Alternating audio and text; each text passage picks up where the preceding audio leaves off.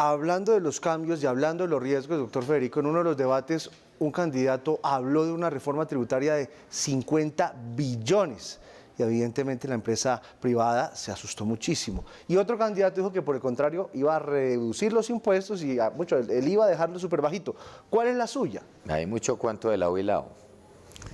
Nosotros lo que le hemos dicho al país es que necesitamos un programa que sea social para atender el hambre y para ir sacando a la gente de la pobreza, con un país que vaya creciendo de manera económica cada año por encima del 5% del PIB. ¿Para qué? Para que signifique mayores ingresos y podamos cerrar brechas sociales. Nuestro programa de gobierno cuesta 1.142 billones de pesos. Necesitamos 144 billones de pesos adicionales a los que hoy hay en el presupuesto. ¿De dónde son esas fuentes? Son aproximadamente 36 billones de pesos anuales y las fuentes van a ser las siguientes. Primero, reducción de gasto inoficioso y de burocracia del 10%. ¿Eso qué es? Un Estado austero y eficiente. Ahí estamos hablando de más o menos entre eso y el tema de monetizar lo que significan los bienes de la mafia, que hoy son muchos y que lo que hay que hacer es aplicar extinción de dominio y venderlos y convertirlos en activos fijos sociales para educación, para salud, para deporte, para vías terciarias. Ahí básicamente en 4 años hay 20 billones de pesos. 14 billones de pesos que hay de concurrencia de recursos, de regalías, por ejemplo en las regiones que no se han ejecutado. Vamos a dar las herramientas a las ciudades, a los departamentos para que esos proyectos se estructuren y se ejecuten. ¿Qué más necesitamos hacer? Por mayor crecimiento económico del PIB, pues nosotros esperamos que tengamos 10 billones de pesos adicionales de presupuesto, porque hay que apuntarle al crecimiento económico, no se puede frenar el sector productivo.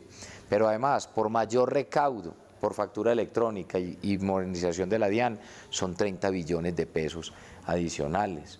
8 billones de recursos no ejecutados, 26 billones de alianzas público-privadas para todas las obras de infraestructura. Y nos quedarían faltando 30 billones que serían a través de una reforma tributaria, pero son 30 billones en los 4 años. Son 10 billones por año a partir del 2023 hasta el 2025. Pero que además hay que ver cómo va a ser el comportamiento del precio del barril del petróleo. Si sigue como va, el año entrante, por ejemplo, tendríamos ingresos adicionales por 10 billones de pesos. Entonces uno tiene que ir mirando cuál es la realidad. Pero no puede ser estas reformas tributarias que están proponiendo estos otros candidatos, donde hablan de reformas tributarias de 50 billones de pesos anuales.